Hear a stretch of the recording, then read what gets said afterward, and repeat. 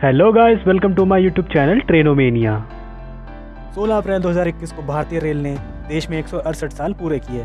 इन सालों में भारतीय रेल में काफ़ी बदलाव देखने को मिला है। इस विशालकाय नेटवर्क से रोजाना देश के करोड़ों लोग सफ़र करते हैं। भारतीय रेल को देश की लाइफलाइन भी कहा जाता है। इस लाइफलाइन की गति को और बढ़ाने के लिए रेलवेज ने 3 मार्च 1959 को राजधानी एक्सप्रेस ट्रेनों की शुरुआत की। राजधानी एक्सप्रेस ट्रेनें लंबी दूरी का सफ़र कम समय में पूरा करती हैं और इसके साथ ही राजधानी एक्सप्रेस ट्रेनों में और कई प्रकार की सुविधाएं भी मुहैया कराई जाती है। तो आज हम देश की उस राजधानी एक्सप्रेस के बारे में बात करेंगे जिसका नाम कई लोगों ने सुना ही होगा। यह भारत में इंट्रोड्यूस होने वाली दूसरी राजधानी एक्सप्रेस ट्रेनों में से एक है। तो गाइस आइए डिटेल में बात करते हैं इस राजधानी एक्सप्रेस ट्रेन के बारे में। तो गाइस आज हम बात करेंगे ट्रेन नंबर 12951 और 12952 न्यू दिल्ली मुंबई सेंट्रल राजधानी एक्सप्रेस ट्रेन के बारे में, जो कि आजकल 02951 और 02952 न्यू दिल्ली मुंबई सेंट्रल राजधानी स्पेशल ट्रेन के नाम से भी चलती है। तो गाइस आइए जान लेते हैं ट्रेन के बारे में। यह ट्रेन रोजाना नई दिल्ली और मुंबई सेंट्रल के बीच चलती है। इस ट्रेन का इंट्रोडक्शन हुआ था 17 मई 1972 में। यह ट्रेन सितंबर 2000 तक सप्ताह में सिर्फ 6 दिन चला करती थी। फिर उसके बाद ट्रेन की फ्रीक्वेंसी बढ़ा दी गई और यह ट्रेन प्रतिदिन चलने लग गई। अपने शुरुआती दिनों में यह ट्रेन 1385 किलोमीटर की दूरी 19 घंटे और 5 मिनट में तय करती थी। दिल्ली मुंबई रेल रूट के पूर्ण इलेक्ट्रिफिकेशन के बाद इस ट्रेन की गति बढ़ा दी गई और आजकल यह ट्रेन 1385 किलोमीटर की दूरी 15 घंटे और 40 मिनटों में तय करती है। शुरुआती दिनों में यह ट्रेन ICF कोचेस के साथ 120 किलोमीटर प्रति घंटे की रफ्तार से चला करती थी। LHB कोचेस लग जाने के बाद यह ट्रेन 130 किलोमीटर प्रति घंटे की रफ्तार से चला करती हैं और इस ट्रेन की एवरेज स्पीड है 88 किलोमीटर प्रति घंटा। यह दिल्ली मुंबई रेल रूट में चलने वाली सबसे तेज़ ट्रेनों में से एक है और यह देश की सबसे तेज़ राजधानी एक्सप्रेस ट्रेन भी है। यह train Delhi Mumbai rail route पर 140 किलोमीटर प्रति घंटे की रफ्तार से भी चल चुकी है। यह भारत की पहली ट्रेन है जिसमें HOG यानी हेड ऑन जनरेशन टेक्नोलॉजी का परीक्षण किया गया था, जिसमें ट्रेन को पावर सीधा ट्रेन के लोकोमोटिव से मिलती है। इस ट्रेन को मैनेज किया जाता है पश्चिम रेलवे द्वारा। इस ट्रेन की रेक शेयरिंग होती है ट्रेन नंबर 02953 और 02954 हजरत निजामुद्दीन मुंबई सेंट्रल अगस्त क्रांति राजधानी स्पेशल ट्रेन के साथ।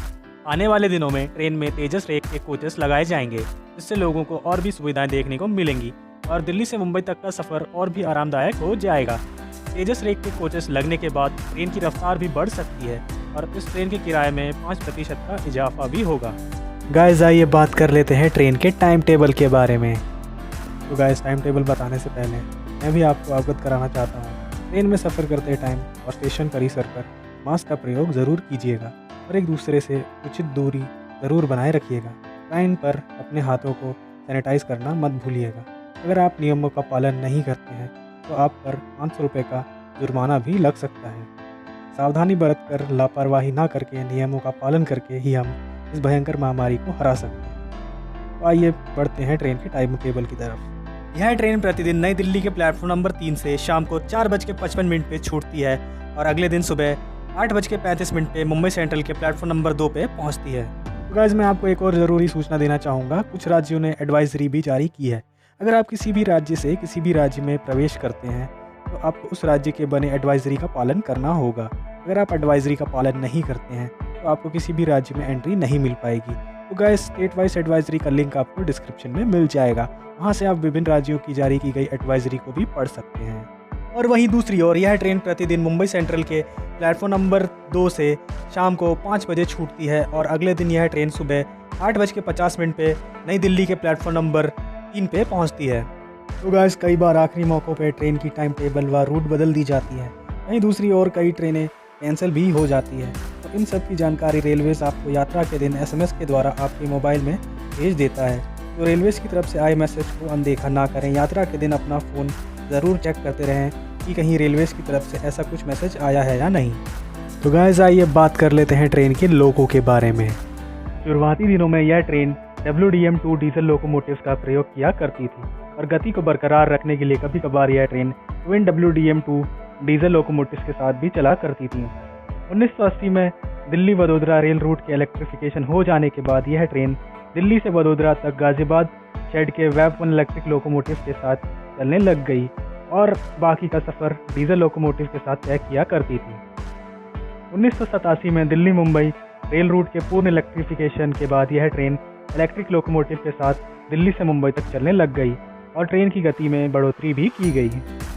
यह ट्रेन नई दिल्ली से वडोदरा तक वेव 1 इलेक्ट्रिक लोकोमोटिव के साथ चला करती थी, परंतु मुंबई एरिया में डीसी ट्रैक्शन के चलते यह ट्रेन वडोदरा से मुंबई तक WCAM-1 इलेक्ट्रिक लोकोमोटिव के साथ चला करती थी और कभी कभार डीजल लोकोमोटिव का भी प्रयोग किया जाता था।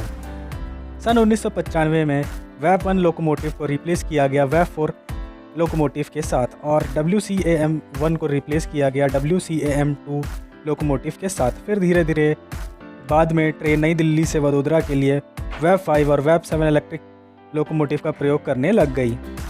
फरवरी 2012 में मुंबई एरिया के डीसी ट्रैक्शन को एसी ट्रैक्शन में कन्वर्ट कर दिया गया। तब से यह ट्रेन आज तक नई दिल्ली से मुंबई सेंट्रल तक अपने पूरे सफ़र में वडोदरा इलेक्ट्रिक लोको शेड का वेव 7 इलेक्ट्रिक लोकोमोटिव का प्रयोग करती है। बाद में ट्रेन में पुश पुल टेक्नोलॉजी का भी प्रयोग किया गया, जिसमें ट्रेन के दोनों छोरों पर लोकोमोटिव लगाई जाती हैं, जिसमें आगे का लोकोमोटिव ट्रेन को खींचता है और पीछे का लोकोमोटिव ट्रेन को ढकेलता है, पर कुछ कारणवश यह परीक्षण सफल नहीं हो पाया। तो गाइस आइए बात कर लेते हैं ट्रेन के कोच कंपोजिशन के बारे में। अगस्त 2004 से पहले यह ट्रेन ICF कोचेस के साथ चला करती थी, जिसमें कुल 16 कोचेस हुआ करते थे। अगस्त 2004 में यह ट्रेन LHB-5 हुई और भारत की पहली ट्रेन बनी जिसमें पहली बार LHB कोचेस लगाया गया और यह 19 कोचेस के साथ चलने लग गई। जून 2012 में इस ट्रेन में कोचेस की संख्या बढ़ा दी गई और यह ट्रेन 21 कोचेस के साथ चलने लग गई। परंतु आजकल यह ट्रेन कोविड के टाइम में 19 कोचेस के साथ चला करती हैं, जिसमें एक फर्स्ट AC कोच शामिल है, 5 सेकंड AC कोच शामिल है, 11 थर्ड AC कोच शामिल है, एक पेंट्री कार और एक EOG कोचेस भी शामिल है। तो गाइस बात कर लेते हैं ट्रेन में पेंट्री और केटरिंग के बारे में। इस ट्रेन में पेंट्री कार उपलब्ध है और ट्रेन में ऑन बोर्ड कैटरिंग की भी सुविधा अवेलेबल है, परंतु ट्रेन में खाने के लिए आपको अलग से चार्ज देना होगा। खाने का कॉस्ट टिकट में इंक्लूडेड नहीं होगा। ई कैटरिंग की सुविधा आपको Kota junction, Ratlam junction, Vadodara junction और सूरत स्टेशनों पर मिल जाएगी। तो गाइस आइए जान लेते हैं ट्रेन के हॉल्ट्स के बारे में। कोविड से पहले इस ट्रेन के 6 हॉल्ट्स हुआ करते थे नई दिल्ली और मुंबई सेंट्रल के बीच। आजकल कोविड के टाइम पे इस ट्रेन के कुल 5 हॉल्ट्स हैं नई दिल्ली और मुंबई सेंट्रल के बीच। पहला हॉल्ट है इस ट्रेन का कोटा जंक्शन, दूसरा हॉल्ट है इस ट्रेन का रतलाम जंक्शन, तीसरा हॉल्ट है इस ट्रेन का वडोदरा जंक्शन, चौथा हॉल्ट है इस ट्रेन का सूरत और 5वां हॉल्ट है इस ट्रेन का बोरीवली। तो इन सभी स्टेशनों पे ट्रेन की अराइवल, डिपार्चर और स्टॉपेज टाइम की जानकारी आप इंडियन रेलवेज़ की वेबसाइट से भी ले सकते हैं। तो गाइस आइए जान लेते हैं ट्रेन के किराए के बारे में। तो गाइस मैं आपको नई दिल्ली से मुंबई सेंट्रल तक का ही किराया बताऊंगा। बाकी स्टेशनों का किराया आप इंडियन रेलवेज़ की वेबसाइट से ले सकते हैं और आए दिन गाइस ट्रेन की किराए में बढ़ोतरी होती रहती है, तो उसका भी कंफर्मेशन आप इंडियन रेलवेज़ की वेबसाइट से ले सकते हैं। तो इस ट्रेन में थर्ड AC का किराया है 1855 रुपये, सेकेंड AC का किराया है 2645 रुपये और फर्स्ट AC का किराया है 4495 रुपये। तो इन सभी चार्जेस में GST इंक्लूडेड है। तो गाइस इस ट्रेन को आउट ऑफ 5 4.2 पॉइंट्स मिले हैं। इस ट्रेन में यात्रा करना एक सपने जैसा है। यह train speed, punctuality, quality of service और सिक्योरिटी के लिए जानी जाती है, और इस ट्रेन के टिकट्स काफ़ी जल्दी सोल्ड आउट भी हो जाते हैं। परंतु आजकल कोविड के ज़रिए काफ़ी ज़्यादा सीट्स खाली रहती हैं। तो गाइस कहने की ज़रूरत नहीं है, यह ट्रेन हर एक जनों की प्रायोरिटी लिस्ट में तो रहती ही है। तो गाइस वीडियो को यहीं पे कंक्लूड करते हैं। अगर वीडियो अच्छी लगी हो तो वीडियो को लाइक ज़रूर करिएगा और इस वीडियो को अपने रेल फैनिंग फ्रेंड्स के साथ ज़रूर शेयर करिएगा। तो गाइस अगर आप चैनल पे नए हैं तो चैनल को सब्सक्राइब ज़रूर करिएगा ताकि मेरे आने वाली वीडियोस की नोटिफिकेशन आपको मिलती रहे। तब तक के लिए goodbye, stay safe and Jai Hind.